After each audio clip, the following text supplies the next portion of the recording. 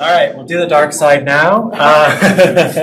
This was my favorite. I've only started working on this recently, I mean in the context of 3 or 4 years ago. And my initial research was all with the HBTI, and it was all the bright side of leadership.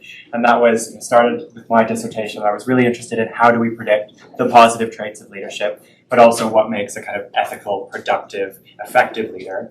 But the other side of that is what is the opposite side of that? So what makes destructive leadership, kind of bad leadership? Why do people fail or derail, and what can go wrong? And in what different ways? Because one of the problems when you're just looking at the bright side, or like the HBTI and the high potential traits that focus more so on the positive and the attributes, is sometimes that can lead you to ignoring what can go wrong. So it's useful to look at this in a different way, and also think about it when you're hiring, when you're developing, and for understanding your own career and your own development is when you're under extreme stress or difficulty or challenge or when a whole bunch of stuff is going wrong, what do you do that normally works well that doesn't in that situation? Or what kind of strategies do you overuse or use to extremes or use to excess that can create conflict with other people, that can lead you to fail in work or have challenges in work or be less productive, or what are they and what do they look like? Because it happens to everyone at various points of their career. The research estimates is that about 50% of managers fail at some point in their career, fail or derail in different ways. There's lots of ways that that happens. People quit, they need other time, they don't meet their targets, they don't work out with the team, they do stuff wrong, they do stuff right but at the wrong time. But about 50% will at some time have a really serious crash and burn for whatever reason. So we can look at why that happens, how it happens, and also how to moderate it. So back to the dark and bright side of personality.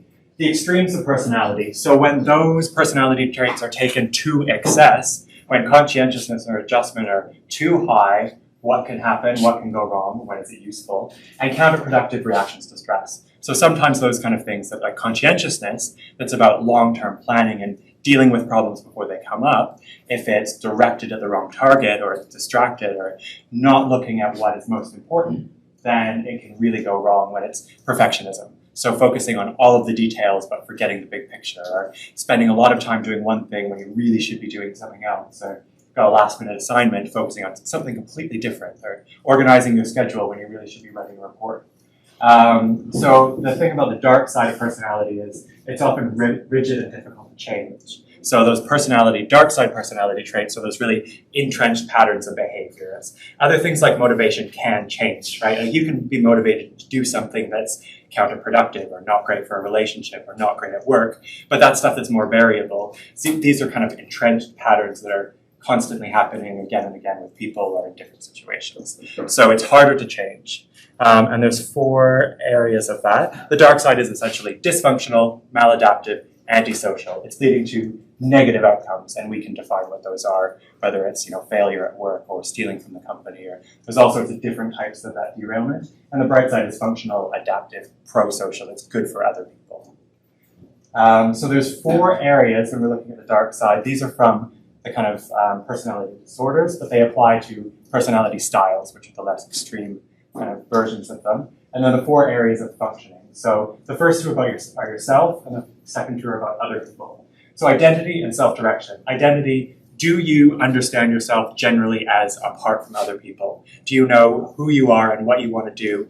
And can you do that independently of group goals or group motivations? So some people really, really struggle with that kind of core concept of identity and get too caught up in groups and can't separate themselves from doing bad things when they're in a group that's doing bad things. It's really common, but some people really struggle with that fundamentally. So can you say, this team is doing something that I don't want to be a part of, that I don't like, that isn't who I am? Or do you get sucked up and go along with it? Because it's really easy in team environments to just kind of go along with stuff, and that can be fine. Often that's part of teamwork and collaboration when it's useful. But when the team's doing something counterproductive, can you separate yourself from that and say, actually, that's not me. And even though that's what this organization or team is doing, I'm separate from that and I'm going to make my own decisions. And then self-direction is related to that too. Are you able to make and set realistic goals? They don't have to be the most ambitious goals. They don't have to be someone else's definitions of success. But can you say, this is what I want to do, this is what I want to achieve, and then get those steps to make it happen? It can be anything from, small goals of what you want to do today, what you want to do at the end of the day, next week, next month. But can you make, set, and achieve a few goals? If some people can't do that, then that's a really core area of functioning that's missing in personality. And then the styles explain why you can't do that. And then the other two about other people and relationships, intimacy. Can you form and maintain healthy, mutually satisfactory relationships? Are they okay? Are they bringing things to both parties? Is it useful for both people? Do you understand the other person, and can you understand what their needs are? If you can't understand that at all, have zero ability to work with other people, then that's a core area of functioning that's going to cause serious problems. And empathy is about understanding emotions, beliefs, reactions of other people. Other people have different motivations, want to do different things, accomplish different things, and that's fine. Can you work with someone who is different from you, has different motivations, goals, wants to achieve different things, and understand? That's fine. We can both do our own things, or we can both work to this common goal. If there's absolutely no empathy, then we see really, really, really clear struggles to kind of function in workplaces and teams and relationships. So we can break these down, the dark side styles, by these different areas of functioning and see where stuff is going wrong. So the personality spectrum, we have these traits, which are like the HPTI traits, and you can look at traits separately. In MBTI, you've got your 4 different types, but it's a similar kind of thing. But the trait spectrum make up these styles. So you'll have combinations of different traits that make up these styles. And there's a continuum. So dysfunctional, maladaptive, personality disorders, that's what psychiatrists deal with. Those are the kind of extreme ends of it. But we can look at all of these behaviors in the realm of normal functioning and in the workplace.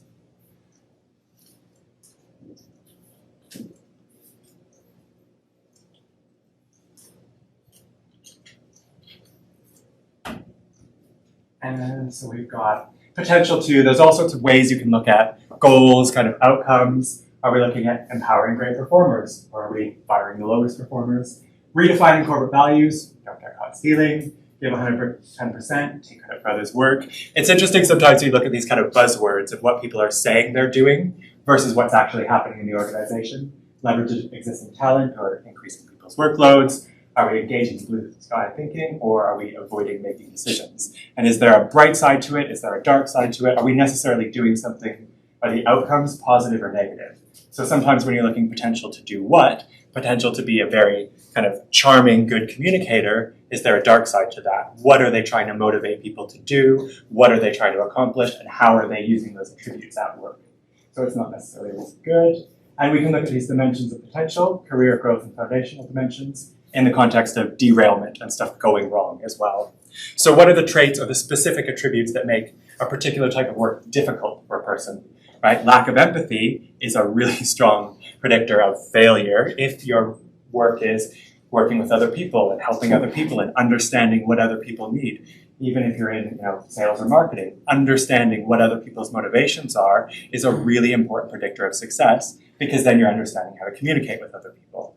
But that can be really specific to a career, or they can be foundational. So if you've got those kind of areas of functioning that are problematic, if you struggle to work with anyone, to understand anyone, to have mutually beneficial relationships at all in any situation, then you're looking at a kind of foundational deficit of personality traits and functioning.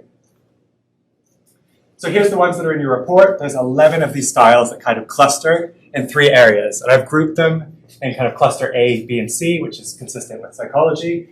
But you can look at it in the sense of following authority, rejecting authority, or controlling authority. So cluster A is about kind of following authority and power, usually. Disciplined, selfless, and sensitive. But it's about being accommodating and finding something that works in that organization and often following someone else's definition of success and achievement. So that's really useful as part of a kind of team dynamic, is understanding what the organization is trying to achieve and being really focused on helping accomplish that.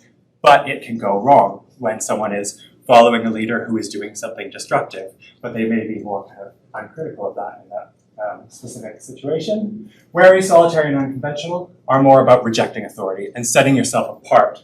And it's different strategies to set yourself apart from other people or the organization, but to create that interpersonal distance. And it's often a kind of coping or defense mechanism, is to create that distance to protect yourself from whatever is going on or whatever you think is going to be threatening.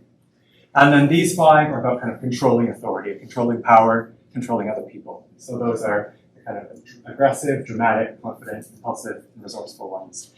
So they cluster in those ways. They have similar patterns. People who are high in one cluster sometimes have more high in the particular cluster and tend to be lower sometimes in other clusters. So back to your question about, do these tend to have similar patterns? In these styles, there does tend to be more relationship between these clusters. So someone who has, often people who are sensitive and selfless, those two cluster together. Same with aggressive dramatic, sometimes those clusters are all moving more in common because there's more similarities between those, which is separate from those independent traits. So we can also give them names. So A are the kind of eccentric styles. So these are wary, solitary, and unconventional. Yeah? Yeah, so specifically for the eccentric styles, yeah. Which career fields or areas do you see these people flourishing in? Yes, so wary, solitary, and unconventional tend to be self-directed things. So things where you're really focused on your own objectives and can do them independently and work independently. Because they tend to have sometimes kind of social interpersonal distance. I keep using social distancing, but it means something else now. Kind of wary, solitary, and unconventional is setting yourself apart, but having a really, really clear objective about what you want to do. And often people with these kind of styles are quite resilient to criticism in a good way sometimes, right? So having your own objectives and saying, this is what I'm going to do, this is what I'm going to achieve, and I don't care what anyone else thinks. So if you use that for something productive and effective, it can be really useful. But if you're using it to avoid things, then it can be counterproductive. So sometimes then the challenge is listening to feedback or listening to criticism and figuring out how to use it productively and being able to pick and choose and say, okay, this is useful, this isn't useful, but I may or may not want to use it. So these are tend to be really good at independently working, independent goals, motivation, that kind of thing. So the wary style is, actually that's an interesting one because I do a lot of work with the military. And wary is one because it's about a kind of threat detection system going haywire.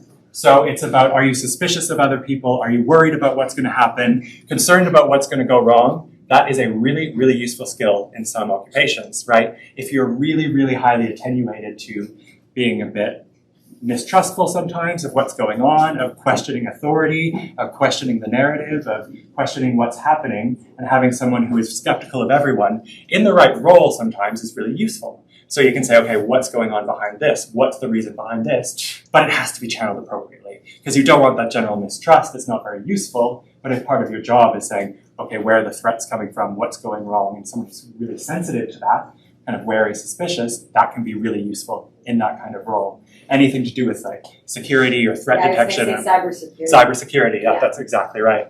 And you say, okay, this doesn't seem quite right, or this seems too good to be true. I mean, financial auditing, that's a good one. Like, why are these numbers so high? What's going on here? Where is this money actually coming from? This doesn't seem right. And you have someone who is just kind of neurologically programmed to be a bit more suspicious of everything. If you're targeting that in the right way, in the right situation, in the right environment, then that can be really useful. But sometimes the challenge is building interpersonal trust, which you can do. It just takes kind of practice and deliberation and that development in the workplace. So solitary and unconventional, these are interesting ones. Unconventional is one that can be really useful too, because it's often people who distance themselves but see things a bit differently and pride themselves on doing that. And that kind of creativity and kind of different point of view is really useful in an innovator or in someone who needs to think about things in a different way, bring a different perspective to a team, but then learning that the team needs to value that. And so you need to have somewhere where you can meet in the middle and discuss that kind of difference or that different angle, but have a common language to say, okay, this is where we're going to bring it into the work, to the workplace, or to this team. So those are kind of useful in those types of careers of work. These have the most different styles, and these tend to be the most kind of outward-looking, seeking attention or praise or accolades or sometimes control of other people. We see managers in these roles all the time because they tend to be either kind of charming, outgoing, charismatic, good at working with other people, and enjoying having some kind of position of power or authority, which is not necessarily a bad thing if you're using it for a positive, constructive, effective common goal, but it can go haywire. And sometimes it goes haywire when people are most stressed, right? So when things are really threatening and scary and people don't know what's happening, they can use that power and authority in a kind of destructive or manipulative or kind of problematic way. But then we can see the styles of how that's likely to happen. So aggressive tends to be the more thrill-seeking role, the more confrontational role. And so sometimes when that gets out of hand, it can be bullying or aggressive, but sometimes it can be great at taking risks. We see entrepreneurs tend to be really high in this because it's really useful, especially when you're taking risks that are your own responsibility, right? And the consequences of your own are your own. So that can be really useful at taking risks and thrill-seeking to a certain extent with guardrails, but that's why you have a board of directors. So you have someone who's saying, okay, here's the level of risk you could take at a company, and here's what you can do versus shouldn't do, and have some oversight to say, this is good or not necessarily the best. And then dramatic is the kind of, tech people tend to be really dramatic, especially that senior charismatic leader kind of thing. So the WeWork guy was like that. What was his name? Adam? No. But yeah, so a lot of tech. Elon Musk is a good example of that. I was just going to say, you know, and then when Let's he do had that. the interview with Joe Rogan, right? Yeah. Yeah, when he was smoking the joint and he doesn't actually say it why he says he does smoke a lot, but Yeah. his board of directors freaked out, right?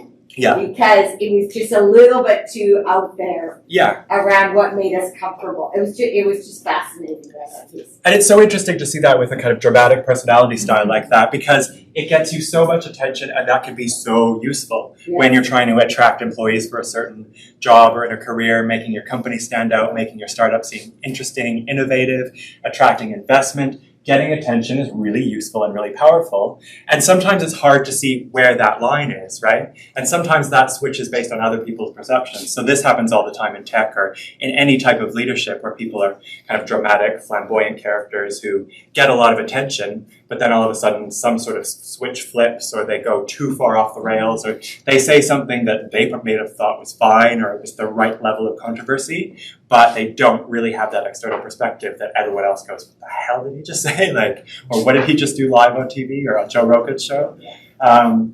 So figuring out how to rein that in is important. And when we're talking about derailment, understanding how a team can fit into that and make sure you have a group of people who's keeping someone on the rails. So if you're going to do a 3-hour freewheeling interview, make sure you've checked with the PR people beforehand, or make sure you've checked what drugs you're allowed to take on air. I don't know what it is, but making sure that you have those kind of guardrails so it doesn't go completely off the rails. And that's true of any of these dark side traits. So confident, this one tends to be a bit associated with narcissism, which again, very attractive trait in leaders often. It's often what gets people promoted when they're good at presentation, image, getting attention, impressing other people. When that's a focus, it can be really useful when it's a kind of normal, healthy kind of focus on image of the company and the board and what's going on. But if it gets too self-serving, that's when it can be problematic and lead to real serious problems in a company. So understanding the level of that and what matches the needs of the organization can be really useful. When we're measuring this confident trait, on the dark side test, we're not looking at the extreme levels of narcissism, we're looking at the kind of normal range of that in work. But if you're on the really high end of that spectrum, then it's more likely to go off the rails in types of stress. And sometimes that can be like, focusing on image over substance when you're really, really stressed or in a difficult position. We need to make the company look good instead of needing to make the company change what they're doing. So that kind of focus is useful. Impulsive is a bit different. This one is a bit of an exception in this category, but it generally fits in this category. And that one tends to be more volatile. So it's more extreme emotional responses and kind of flitting between the other extremes. So it's sometimes getting really attached to one idea or a process or something like that, or a person, and then flipping back and forth. And it's kind of a switch that's less emotional regulation. So impulsive, we probably see really low adjustment levels on HBTI. And it's someone who really, really struggles with that emotional regulation at the really low end, if you're looking at scores at 90, 100. And then resourceful is kind of what I call Machiavellianism. So that is valuing outcomes over people. And that's always a challenge that a lot of people struggle to get right in work, is how much do you focus on the needs of the people you're working with or the outcomes of the company? And whose outcomes do you care about? Is it the stakeholders? Is it the clients? Is it the board? Whose outcomes are the most important? And what kind of people parts of the organization might be sacrificed for it? Because you really need to get that balance right. And if you're using it kind of pro-socially with empathy and understanding what people at the company need for, benefits and well-being and structure and compensation and all of that, you can say, okay, we can do all of this well and still meet the needs of the shareholders or the board or the company.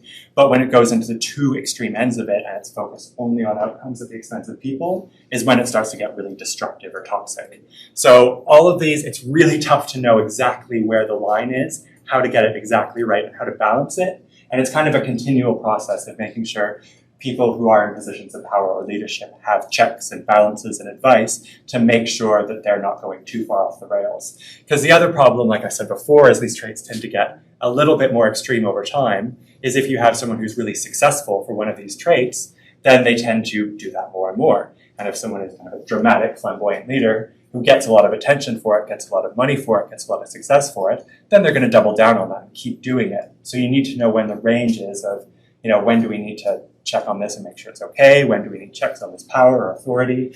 And do they need advice or support, or do we need to reduce the amount of influence they have sometimes in the company? Does those make sense? Those are the kind of... Yeah. I had a question. Someone like, say, Vladimir Putin would score good on in the previous era in BUAD. Yeah. In all these traits? He's a tough one to evaluate. Okay, Yeah. No. It's a good example though, because the range of his behavior that we can see is tough, but I think aggressive, absolutely. And especially from our perspective, the kind of moral compass there isn't there at all. And it's a very kind of aggressive, obviously risk-taking behavior. Not a lot of concern for the well-being of other people, we could say probably. So aggressive, I would say, is likely to be that trait. The extremes of it might be psychopathy. But yeah, that is definitely something we... Well, exactly. And it's something that, in the context of his leadership, he's been rewarded for again and again and again and again. So what are the guardrails of that? Especially when someone's had that much power in a country for not just years, but decades, and can consolidate that power and kind of control it in all aspects of their kind of country and leadership structure and stuff. It's really hard to know, how do you deal with that, right? Like, what checks and balances are there on that power and authority? And narcissism. Possibly, yeah. I think there's a lot of that there too. Because it is a lot about image, and the image being more important than the actual outcomes. Yeah. And then the problem with narcissism is often when that idea of the image keeps getting inflated and bigger and bigger and bigger, and the person is less in touch with reality, the reality on the ground becomes completely different than what they thought would happen. But when that goes wrong, someone else is going to pay because the narcissist thinks that they've done everything right, other people screwed up. Yeah. Yeah, not necessarily related to this section, but just to go back a little bit, you said it's roughly 50-50 how personalities get developed, right? Yeah. Roughly upbringing, roughly circumstances. Yeah. Or genetics, sorry. But are there certain personality styles, like for example, like wary or disciplined, that are more susceptible to be influenced by upbringing or external factors? So let's say you had someone that's really high in rejecting authority. Yeah. They had a reasonable upbringing, but then were subjugated to like a really authoritarian government at an early age, that would potentially lead them into rejecting authority more when they grow up. Absolutely. The negative consequences. So is there a scale that you have, or have you looked into that at all? That is a good question because it's in the book, which is also in the library. So those numbers are actually in one of the book chapters about, I'll check because it's about nature versus nurture. What's the chapter 3? I should know this by now. And I've got a breakdown of what it is for nature versus nurture for all of those traits. Chapter 5, it's in there. So some of them are much more... Okay,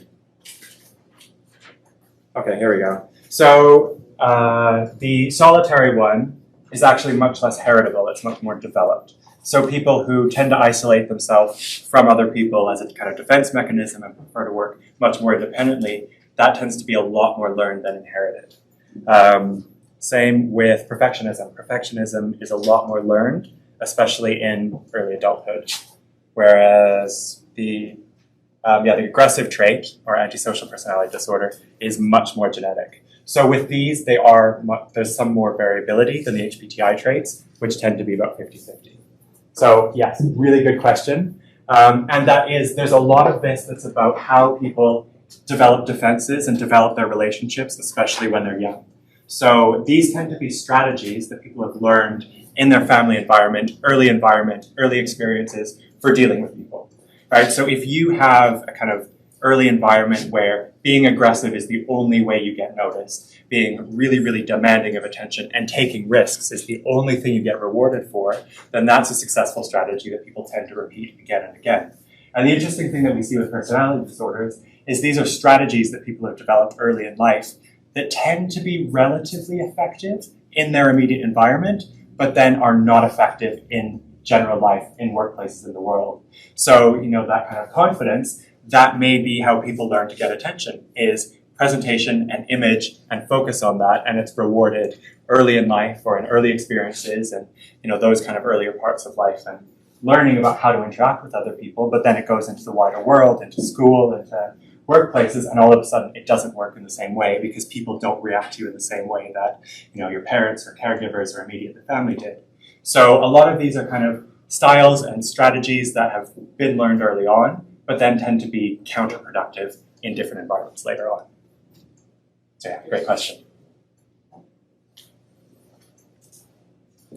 And the last three are the anxious ones because they tend to be about managing stress. So all of these are going to see probably lower levels of lower HPTI adjustment because they tend to be strategies related to managing stress that tends to be quite prevalent. So sensitive and selfless are, sensitive is about managing criticism and being really sensitive to negative social information and being really worried about it and preventing it. So working on how to reduce criticism or kind of difficult situations with other people. And so we often see people who are more kind of people pleasers in that sense because they really don't want that conflict and they want to manage and avoid that in a certain way. Selfless is a bit similar to that, but that's also about managing conflict and being liked by other people. So all of these traits, you can see what someone finds really threatening. In this case, being disliked might be a bigger worry than for people in the previous cluster of disorders, right? So they're managing it in different ways and putting the needs of other people first to be seen as a kind of good person, useful, helpful, proactive, which is great in healthy doses, right? Like helping other people is really useful, it's really pro-social. But if it goes to the extreme of neglecting your own self and well-being at the expense of always putting your kind of personal, financial, psychological resources only for other people and you neglect yourself, then that's when it can be a dark side. Because if you're not taking care of yourself, then everything else can kind of fall apart too, right? So it's looking at what is the balance, what is the right level of putting yourself up there and helping other people and being kind and generous versus completely neglecting yourself. So that's sometimes when people are stressed, you can see the ways they go that are sometimes not necessarily the most healthy or productive. And then discipline is the kind of very high conscientiousness and low adjustment. So perfectionism, but taken to the extreme when it's in the really high levels. So that's a focus on order and productivity, sometimes at the expense of everything else. And you can see why that can go wrong, right? That's the kind of very common story of someone who is completely focused on work but neglects everything else in their life and forgets kind of the value of what they might have in family or relationships or personal relationships because their focus is on kind of order and productivity in a very specific, narrow workplace sense, which can be really, really useful in getting promoted or getting a pay rise or getting different types of accolades at work, but in other areas of life might lead to other problems, and sometimes with coworkers too. I think you can see in the first two where people have maybe had lots of accolades and maybe they've been a strong, salesperson or whatever, and then they go into leadership. Yeah.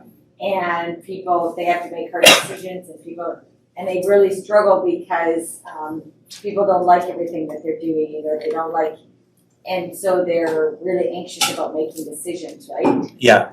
Because they're afraid about the impact on people. I hear that struggle all the time from. Yeah, perfectionism can often paralyze decision-making processes because they're so scared of getting it wrong. Yeah. And, taking a risk and it maybe being okay or managing the kind of difficulties that come along with it are sometimes more scary than anything else. So that it can be that defense mechanism, right? Focusing on a little detail, a little thing to avoid taking that responsibility for something else. And sometimes it's unconscious, right? Your kind of mind is taking you to stuff that you can control or can focus on versus stuff that really needs to be addressed.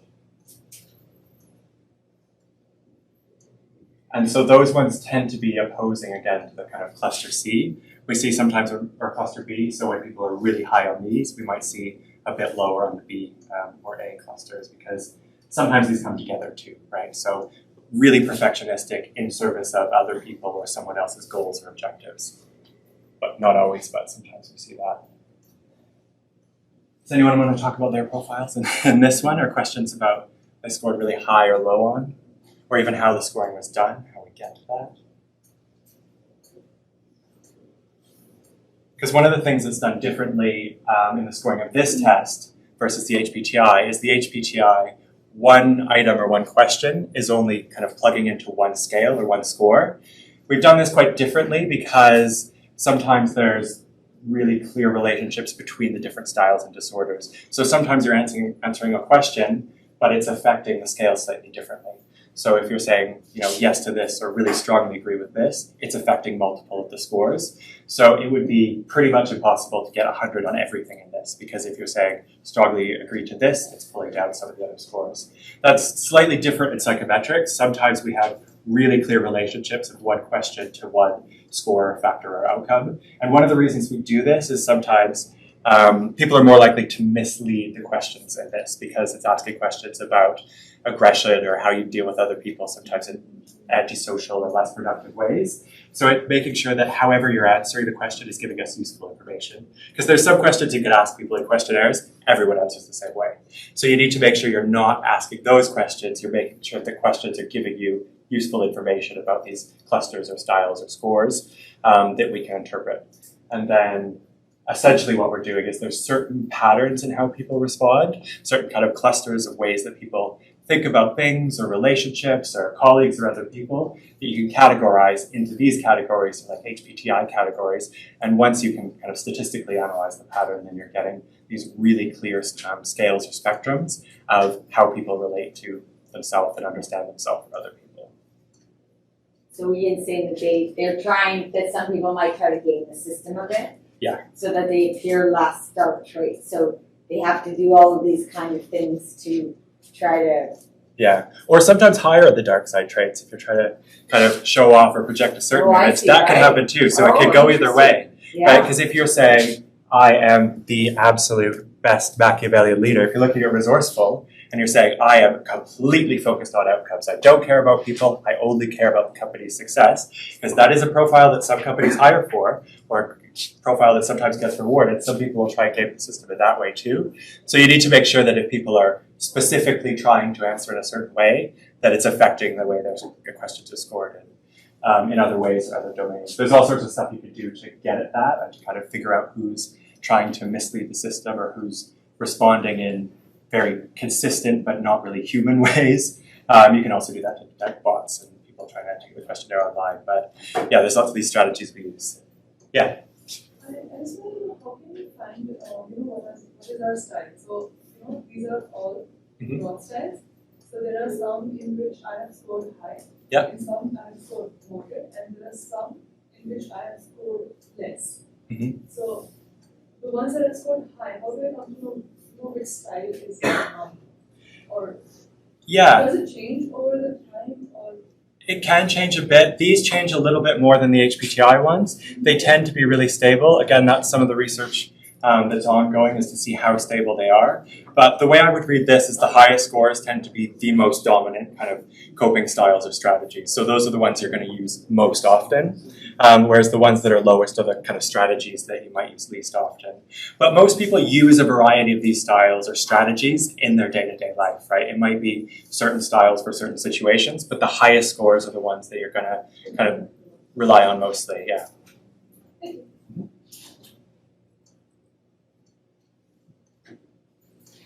Any more of these or examples of leaders other than Putin?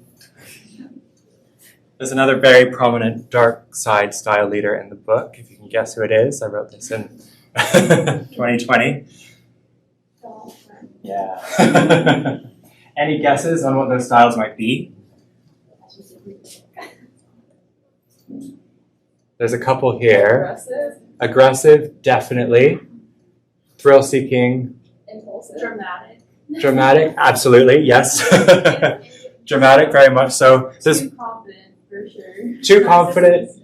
It's an interesting one though, because I think on this scale it wouldn't be that high because there's a real fragility there in presentation and image of inconsistency and not an impulsivity. But yeah, that's a tough one to know if is someone projecting that confidence or is that kind of a core of confidence. There's another one that in this cluster actually that he's been kind of diagnosed with or it's been guessed at fairly consistently. Sensitive. Yeah, no, exactly right. And not everyone would guess that, but there is really that desperate need to be liked. And you can see it constantly in every bit of behavior of needing approval. Now the question is approval from whom? But usually people with this kind of style have a really specific set of people or group or culture where that kind of acceptance or approval needs to come from. And you can see those constant drive to be accepted. Which is interesting because sometimes that kind of aggressive presentation doesn't necessarily seem to match with a kind of sensitive personality style or that kind of level of disorder in his case, but that's kind of driving the behavior. And you can probably see it in times of the most extreme stress. It's one of the problems too of constantly being on social media and constantly putting all your thoughts and behavior on social media is you can do some of this analysis based on that amount of behavioral data. And when you know what someone's doing day to day, along with how they're reacting, what they're reacting to, and what times they're reacting, and what kind of stuff is clearly creating a sense of threat and stress, then you can actually create those personality analysis based on really decades of behavior. And I have no doubt that most world leaders get these profiles made on them by opposing militaries and countries. And it's one of the challenges of putting that amount of personal data online is you can really predict behavior if you have that amount of data. There was a really good study I saw actually that tracked his sleep over a couple of years. Because he tweeted so much, you could see the times that he was sleeping. And then they looked at performance related to how many likes his tweets got. And there was a really serious variability there. So when he was sleeping better, he was a bit more popular. And he was doing stuff that connected more with people and more people recognized and liked. And there was a higher kind of anxiety when the sleep was lower, which is interesting because if you're trying to manage a world leader and kind of negotiations between countries or figuring out what to do, knowing when someone is sleep deprived, anxious, stressed, and looking for approval is really useful information about someone with that level of power and authority.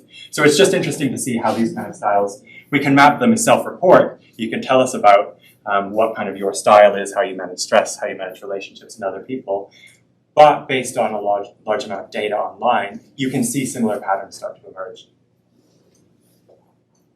Which is kind of a terrifying thought, but So for the students, like when they're looking at their 11 styles, and you said about the high and the lows, are the highs the ones that are most likely to go into kind of overdrive, yeah. And then the lows they're the ones that are not as strategies once most used, or yeah, they're probably the most kind of unfamiliar strategies or least used. So they're least likely to be your default normally, and then you're least likely to be the default kind of when you're under extreme stress. So if you took these again when you were really, really stressed, you might see the highest scores go up, and you might see the lowest scores go down because then you're focusing on more specific, more rigid behaviors that you're most used to doing.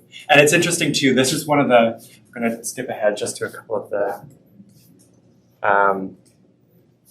these slides on what to do about it, especially on personal support, because that's what you need to understand too, is knowing having good support networks is one of the best ways to combat the dark side traits. So one of the things we see from leaders who are really successful over a long period of time is they often have good support networks and personal support networks outside of work. So even when things are really, really, really tough at work, they've got kind of external influences and checks on their kind of behavior and what they're doing and their approaches, and getting those kind of guardrails on how you're managing yourself, your stress, and your own behavior. And the more of those kind of trusted people you can get feedback from continuously, the more you can mitigate these. Because sometimes it takes someone else to say, look at what you're doing, because you don't always realize it when you're in it, especially when it's a strategy that you've been practicing for decades and decades to manage your stress. So those kind of checks and balances on behavior and ways of managing stress are really useful. Sometimes it's, coaches or mentors in a professional sense. Sometimes they're trusted people you work with, but sometimes it's really useful to be people outside of the organization because they get a better perspective.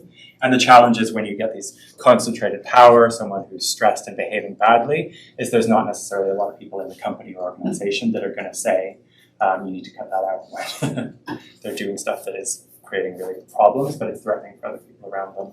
Well, is it? So there was an interesting interview around what might be happening, like how you might prevent what's going on further escalating in Russia. Yeah. And there's a common sentiment that some of that is going to have to come internally. Yeah. From his own side or his own team, is that the only way to maybe actually slow some of that down.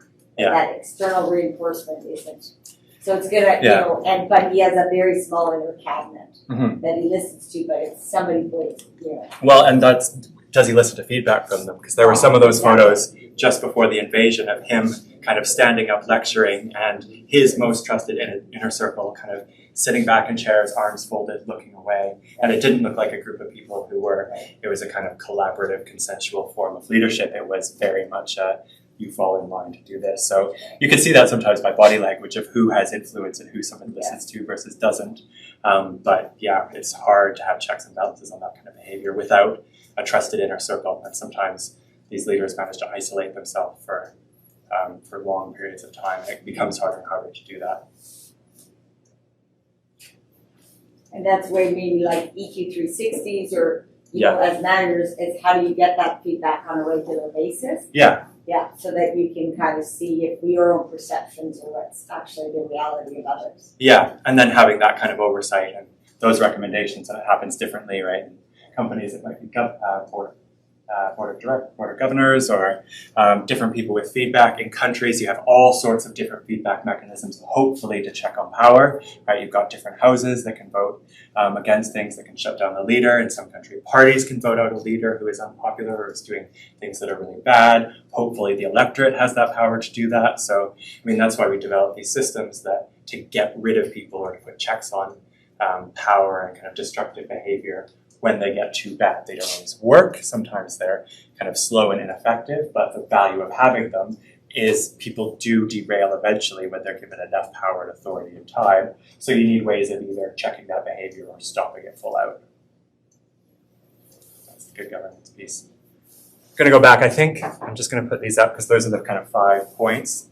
They're definitely in the book. They're talked about quite a bit, but I think we've talked mostly about personal support and self-awareness, oversight and governance. Sophisticated selection is about measuring, understanding those traits and knowing what can go wrong. I would say having whatever the governance mechanism, understanding the personality traits and styles of the leader and knowing how to work with them is really, really useful. We're going to wrap up soon, but are there any other general questions, comments about your reports, that in general?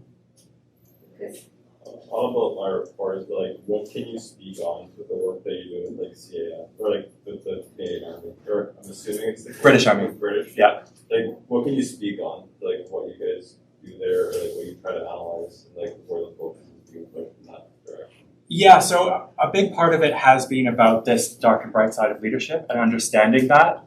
There have been some prominent cases of bullying and kind of very destructive behavior that institutionally they've been trying to change for quite a while. And I think they're one of the better organizations for that in some senses, in that they really actively identify the problem, it's been reported on, and they have a sense of what to do about it. And it's a long-term shift in leadership, and I think that's one of the goals of leadership over the long term, is to make sure that you have people who have both checks on those really, really structured kind of elements of power, but also that you're bringing in people in the long term in that kind of talent pipeline who have some fewer of these traits and have fewer clusters of the exact same traits. So you can get people who are managing each other and can give feedback and talk honestly about that kind of stuff, and giving feedback to people in power. Because when you have those really strict, rigid hierarchies, sometimes it's challenging to give feedback at different levels. They actually do a lot of feedback. One of the things that I think is really, really good about the way they do promotions and development is they're one of the kind of strongest learning organizations. It's a huge, huge continuous part of the organization at every level. There's courses and education that is really, really structured into every level of development. And they've got a clear hierarchy with ranks, right? But even if you're going from major to lieutenant colonel, there's a year-long educational program. You get a master's degree, write a dissertation about that. So it's really, really embedded in the culture and the performance. So trying to figure out ways to manage and prevent that derailment in those kind of structures is part of it. Okay. And just to follow up, not on that, but you mentioned you bring up the whole Alex Jones case and how everyone is getting deplatformed that doesn't align with TOS and just the acceptable narrative on social media. Yep. And then you didn't use echo chambers, but a similar word to that. Yeah, filter, yeah. Yeah, exactly, the filter. So have you done any work or looked into the potential increased harm that banning people creates? Because then they just increase their echo chambers. They go into more segmented areas, and their ideas can be more radicalized because they're unchecked by opposing views. I don't know. Yeah, a bit. That's a really interesting one that's still an emerging area of research, that there's not really good answers for that yet. But it is a problem of how much does silencing someone on one platform really get rid of the message or changing one's opinion. And that's kind of a wider political, social debate of does censorship work? Does it work for certain things? The psychological research on that is mixed, especially on social media, just because it's so new. But yeah, if we're looking at does censorship work in the context of that, that's a tough one, especially for public platforms. Yeah, I don't have a really good answer to that question, but I think it's one that is going to be it's the whole idea of like, are you creating more harm than you think you're doing good? By imposing censorship. Yeah, and sometimes this has a really counterproductive effect of giving people a lot of attention for certain ideas, and then other people are attracted to that because they're getting that attention. And what kind of platforms are giving people versus taking away? Yeah, it's a tough question that I think has been done quite clumsily by a lot of the social media platforms, and they've been very reactionary towards it, right? So they're not constructively thinking, is this part of our strategy of what our platform or our company does? It's in reaction to criticism. So I think how those are managed is kind of a key part of the digital infrastructure. Like social media platforms are a core communication platform that don't really have a lot of public oversight. It's something that's kind of an issue, and there's no good answer to it yet. Yeah, thanks. That was a big question to end on if we're ending there. But Yeah. Krista? Yeah. I was just gonna say, I found that first section of the book super interesting. Talking about the Stanford prison experiment and the Nuremberg trials and stuff like that is super interesting. Yeah, and it's a good question of how that applies online, right? Because it all seems to be relatively similar online. Like all of the research we've done about authority and behavior and influence in person, it all has a big impact online because most people have been working and living and communicating and talking online. All of those findings apply to all virtual spaces, right? Like I think early, 10 or 20 years ago, there was this kind of idea that the internet was different, and people are different online, and it's a different space. But it's really now just an extension of our normal work. So if you're looking at patterns of behavior and personality, it extends directly onto there. And we can see, if we're measuring people's social media activity, we can see what their personal profiles are based on what they're posting online.